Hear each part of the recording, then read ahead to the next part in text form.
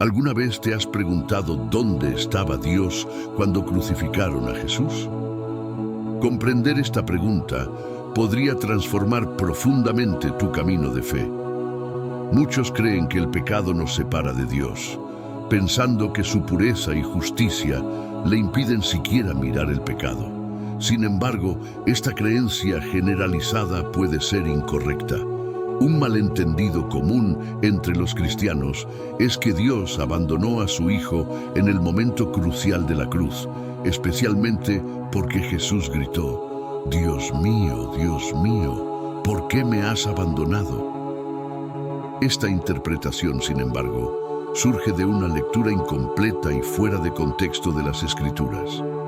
En esta exploración, profundizaremos en lo que realmente sucedió durante la crucifixión de Jesús e investigaremos dónde estaba Dios en ese momento. También analizaremos cómo una comprensión más profunda de este evento puede afectar significativamente tu relación con Dios. No te pierdas ni un solo detalle, porque al final de esta lectura tendrás una perspectiva más clara y transformadora sobre este importante tema. Comencemos analizando algunos pasajes bíblicos que se utilizan a menudo para argumentar que el pecado nos separa de Dios, hasta el punto de que Él esconde su rostro de los pecadores. Por ejemplo, en Habacuc 1:13 se dice que Dios no puede ver el mal. Sin embargo, este versículo es parte de un diálogo donde el profeta cuestiona por qué un Dios santo permite la existencia del mal en lugar de afirmar que no puede ver el pecado. Otro pasaje que se cita con frecuencia es Isaías 59:2, donde dice: Vuestras iniquidades han hecho división entre vosotros y vuestro Dios. Sin embargo, las lecturas aisladas pueden dar lugar a malentendidos si no se considera el contexto más amplio. Si leemos más a fondo Isaías 59:15, encontramos que Dios en realidad observa a los pecadores y, en su misericordia, extiende su brazo para traer salvación. En Génesis 3:8, después del pecado de Adán, éste se escondió de Dios, pero Dios no lo abandonó. Incluso después del pecado, Dios descendió al jardín en busca de Adán. Esto ilustra que Dios no se distancia de nosotros a causa del pecado. Por el contrario, nos busca, incluso en nuestros errores. Es fundamental leer las Escrituras en su contexto completo para evitar confundir los mensajes de los profetas con la voz de Dios.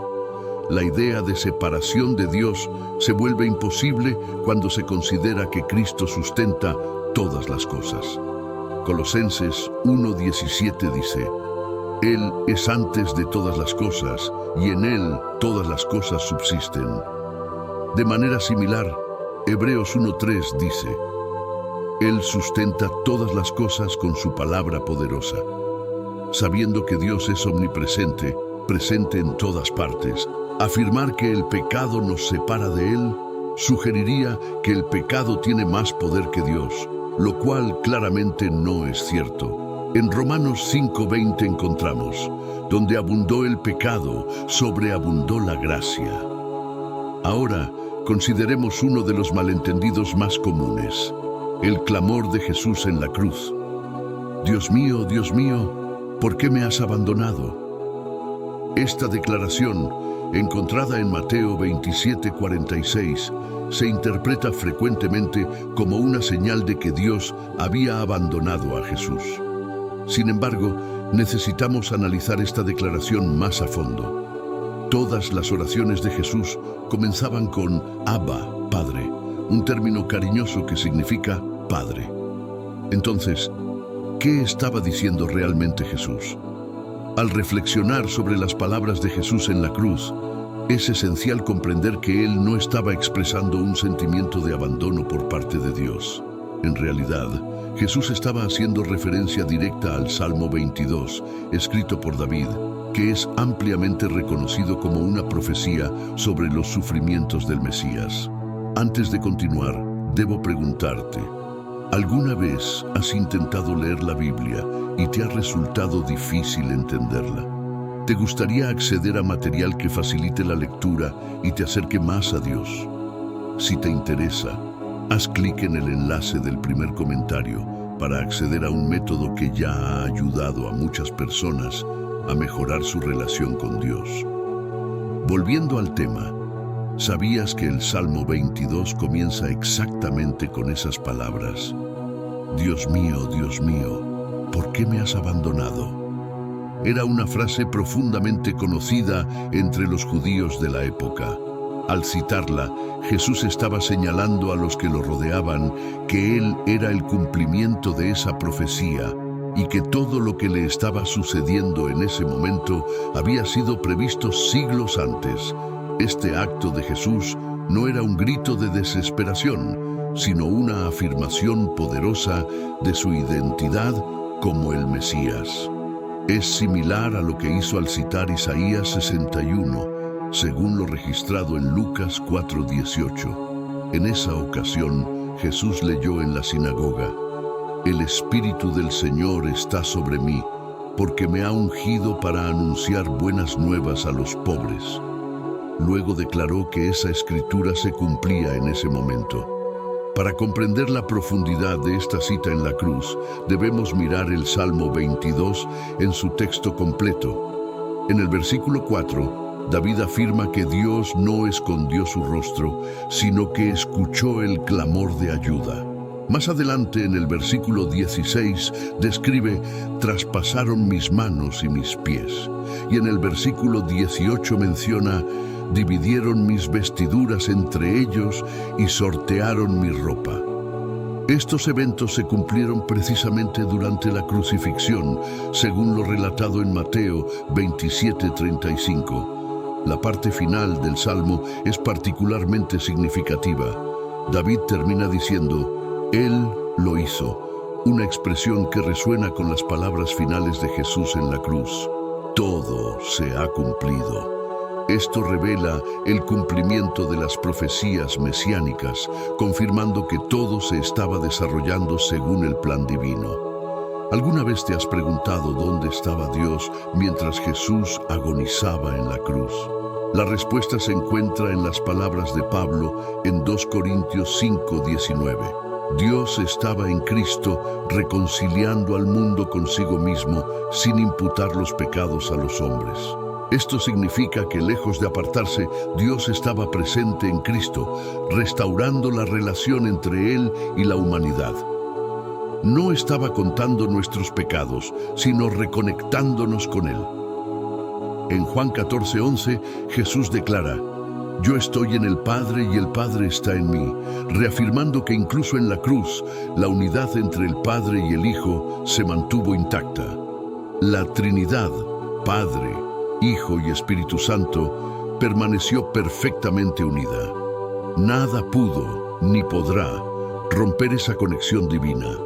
En Romanos 8:38-39, Pablo nos asegura: «Ni la muerte, ni la vida, ni ángeles, ni demonios, ni lo presente, ni lo futuro, ni ningún poder, ni lo alto, ni lo profundo, ni cosa alguna en toda la creación podrá separarnos del amor de Dios que es en Cristo Jesús, nuestro Señor».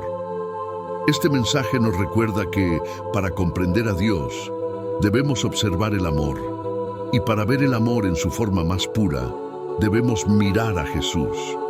El momento culminante de este amor se revela en la cruz, donde la magnitud de la gracia de Dios fue expuesta completamente. Jesús no vino a cambiar la perspectiva de Dios sobre la humanidad, vino a cambiar nuestra percepción de Dios. Quería mostrarnos que Dios no es distante ni indiferente, sino intensamente involucrado y apasionado por cada uno de nosotros. En Mateo 5:45, Jesús enseña que el Padre hace que su sol salga sobre malos y buenos y envía lluvia sobre justos e injustos, demostrando que el amor de Dios es universal, extendiéndose a todos sin importar nuestros errores.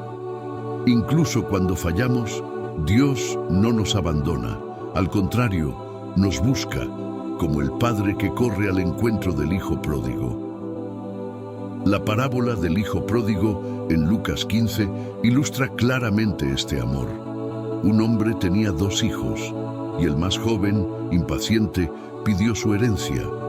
El padre la dividió entre ambos, y el hijo menor se fue a una tierra lejana, donde malgastó todo. Pronto, una hambruna devastó la región, y él terminó cuidando cerdos, deseando comer lo que ellos comían.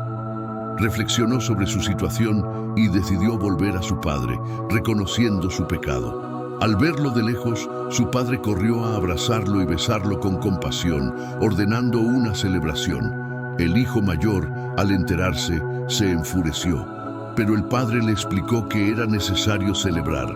Su hermano estaba muerto y volvió a la vida, estaba perdido y fue hallado. Esta historia nos muestra cómo Dios nos ve, incluso en nuestros momentos más oscuros. Él no nos abandona, sino que siempre está dispuesto a recibirnos con amor y compasión. Imagina al Creador del universo corriendo hacia ti, abrazándote con ternura, sin importar lo que hayas hecho. Su amor es tan grande que, en lugar de castigo, nos ofrece su bondad, que nos guía al arrepentimiento, como dice Romanos 2:4. La próxima vez que cometas un error, recuerda esta historia y entiende que Dios no está enojado contigo. No olvides compartir este mensaje de amor con alguien que lo necesite. Recuerda, no importa cuántas veces caigamos, Dios siempre estará listo para recibirnos con los brazos abiertos.